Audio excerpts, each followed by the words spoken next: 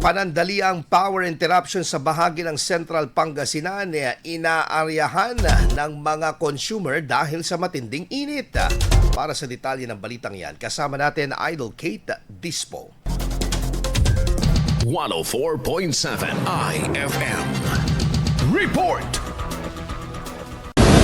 Pabugso-bugsong supply ng kuryente ang nararanasan ng ilang bahagi ng Pangasinan. Ayon sa Senpelco, wala pa umanong tiyak na schedule kung kailan babalik sa normal ang supply ng kuryente sa apektadong lugar. Kahapon, Mayo 14, napabilang sa mga apektado ng emergency power interruption ng Barangay Balete Sur, San Carlos City dahil sa natukoy na humming o vibration sa main feeder sa Bayambang Substation. Ayon sa ilang residente, malaking abala umano ang pagkawalan ng kuryente lalo na tuwing gabi ngayong tag-init dahil sa kawawang mga bata at matatanda. Minsan mahirap pag walang ilaw.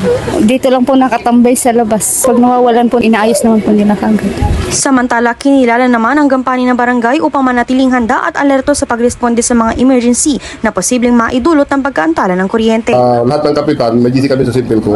Kaya pwede ka na mag-visit agad doon o kaya kontakitan ng direktor, ganun, para mabilis. Hindi na mag-message yung mga constituent. Kaya namin, nag-request po ng transformer para makabitan yung mga ibang sitio. Isa na lang ang problema namin na sitio ang kakabitan ng transformer para lumakas yung kanilang voltahe. Ayon sa Senpelco, manipis na umano ang pinagkukunan o generated power kaya limitado ang kapasidad ng supply ng kuryente sa kasalukuyan. Dahil dito wala pa rin umanong katiyakan kung kailan magiging normal muli ang distribusyon ng kuryente sa mga apektadong lugar. Yung update natin doon sa rotational brownout based doon sa actual demand na sumo ng kuryente versus doon sa supply. Karoon ng reduction sa supply dahil may mga planta tayo nagkaroon ng force outage. Mayroon silang rated capacity but because of mahabang panahon na siyang service, nagkaroon ng duration or pagbawas doon sa actual generated power. Para maiwasan yun, identify ang ating system operator para magbawas ng load at papunan yung demand. So, ibig sabihin, rotation yun para hindi naman magkaroon ng